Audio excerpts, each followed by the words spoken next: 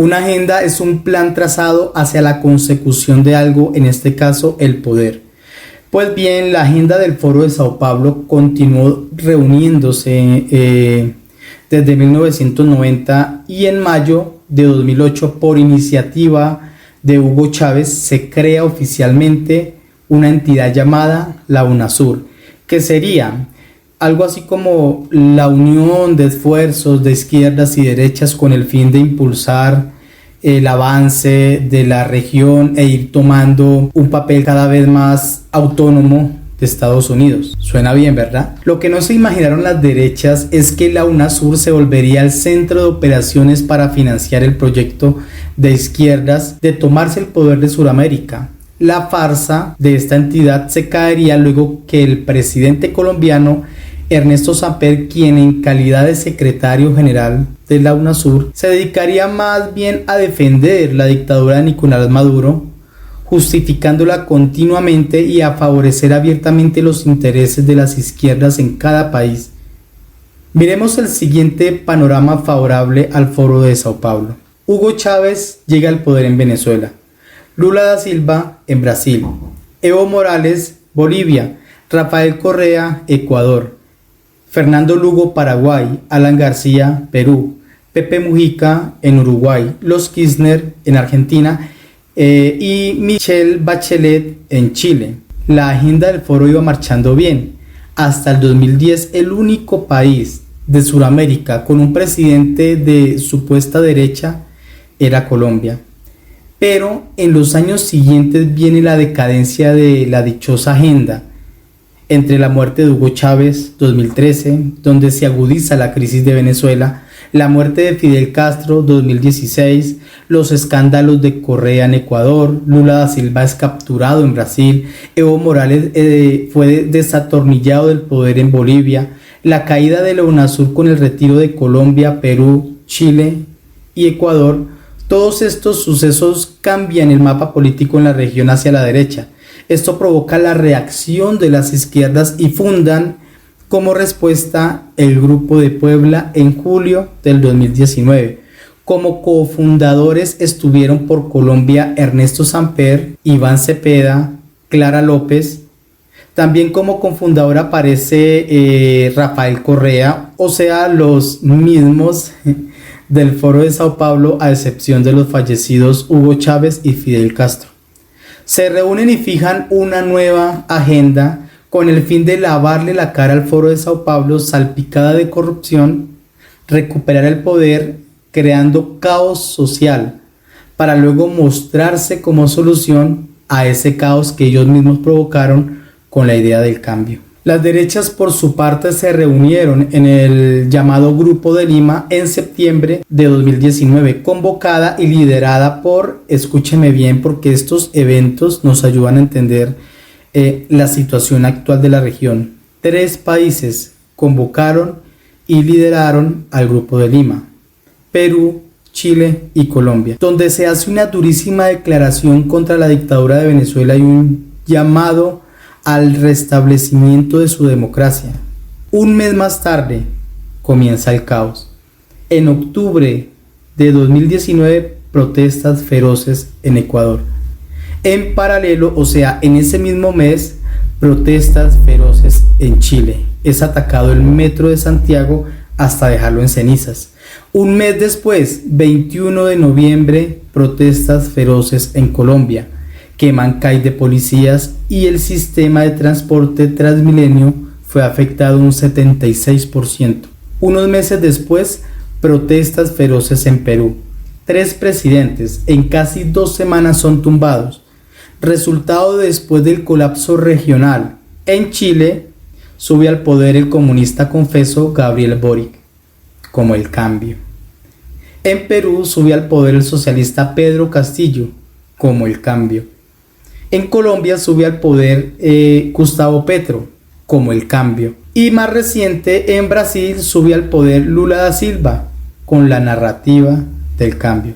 Los 3 países que convocaron al Grupo de Lima, Chile, Perú y Colombia, y que pidieron la vuelta a la democracia de Venezuela, más Ecuador, que con Lenín Moreno pusieron en evidencia la corrupción de Rafael Correa y que convocó a consulta popular con una votación del 73%, la ley que da muerte política a los corruptos, cerrando la puerta a una nueva presidencia de Rafael Correa, son los 4 países que se vieron envueltos en un caos, con imágenes aterradoras que nos hacen recordar tal vez las revoluciones de colores en Medio Oriente, y que maquillaron como una manifestación espontánea de la sociedad. Y claro, se aceptó así, ya que toda mentira con algo de realidad se vuelve más creíble. El cambio es la narrativa que reina en nuestra Latinoamérica. La pregunta es, ¿el cambio hacia qué? ¿Hacia una mejor condición social? ¿Ya usted empezó a cambiar? ¿A mejorar?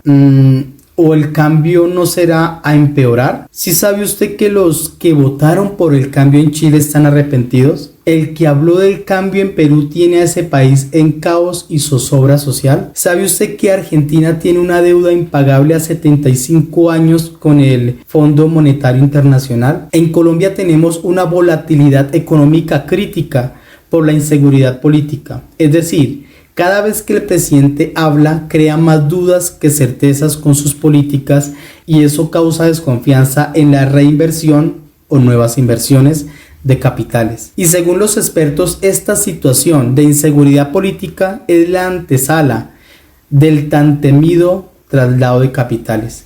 Para nadie es un secreto que cada vez que queremos invertir buscamos la seguridad y la garantía para hacerlo.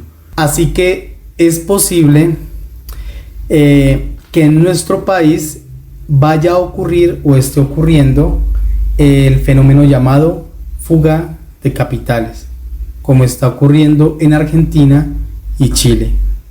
Usted me dirá que este podcast está dedicado a criticar a la izquierda, y quiero aclararle que los dos modelos tienen falencias, solo que la falencia de las posturas de izquierda no solo privilegia a una élite, cosa que también pasa con algunas políticas de derecha, sino que al masificar los derechos, al reemplazar cada necesidad con un derecho, el resultado es dependencia del poderoso y al final la ruina del país.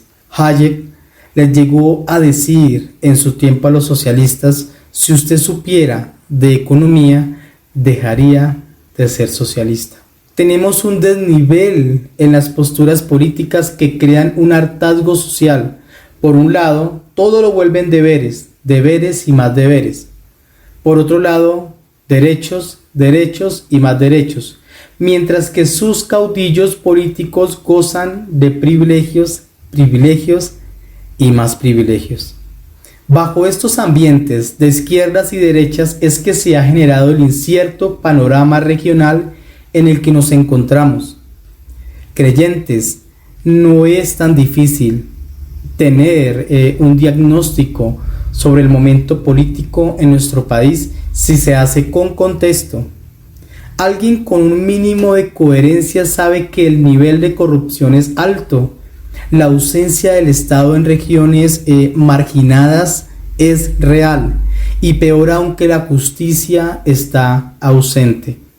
Esta realidad no es solo de Colombia, pero hasta que no salgamos del colectivismo ideológico de las formas, hasta que no conversemos no como quien tiene la razón, sino como quien usa la razón como herramienta para entender, no vas a dejar de justificar lo malo de lo que defiendes, si es que insistes en defender ideologías políticas. La política es algo muy serio. Todos somos actores políticos, todos tenemos que ver con política, y me atrevo a decir, aunque mal caiga esta declaración, que la falta de ética en la política es el resultado de nuestra ignorancia. Nosotros, la sociedad, somos los que surtimos el Estado. El Estado es la estructura administrativa de un país encarnada por funcionarios públicos que han salido de la misma sociedad. Por lo tanto, si el Estado es ineficiente, como de hecho lo es porque la sociedad es ineficiente, como de hecho lo es.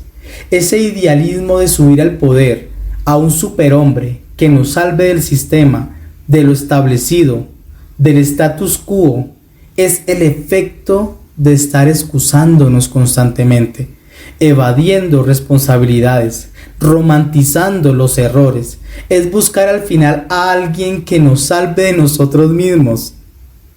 El cambio está en nosotros, siempre lo hemos sabido, pero aún nos cuesta aceptarlo porque aceptarlo implica corregirnos. El 9 de noviembre de 1830, en Barranquilla, Simón Bolívar, casi un mes antes de su muerte, le envía una carta al coronel Flores, donde le escribe lo siguiente, leo textualmente: la América es ingobernable para nosotros.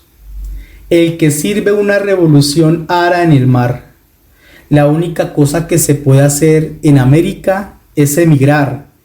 Este país, refiriéndose a la Gran Colombia, caerá infaliblemente en manos de la multitud desenfrenada, para después pasar a tiranuelos casi imperceptibles, de todos colores y razas, devorados por todos los crímenes, extinguidos por la ferocidad.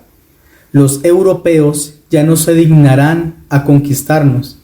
Si fuera posible que una parte del mundo volviera al caos primitivo, eso sería en América. Debo confesar que esta declaración me dejó con los pelos de punta y sin palabras. ¿Quién es el que oscurece el consejo sin entendimiento?, le preguntó Dios a Job, a lo que éste, después de comprender, responde: hablaba lo que no entendía y de oídas te había oído. En resumidas palabras, aquel que ignora los hechos es el que oscurece el consejo sin entendimiento. Las escrituras bíblicas nos enseñan a través de sus páginas que debemos cuidar el capital del capitalista y lo social del socialista, ya que las fallas están en el ser humano, no en los elementos. Así que, y como están las cosas, lo que queda es que en las próximas elecciones en nuestros países votemos por el menos peor, por el que menos riesgo represente, mientras que, y espero que así sea, colocando a Dios como guía, sus escrituras como luz, mejoremos como sociedad, al punto que lleguemos, ojalá pronto, a elegir a nuestros gobernantes con voto crítico, no criticando como lo hacemos hoy.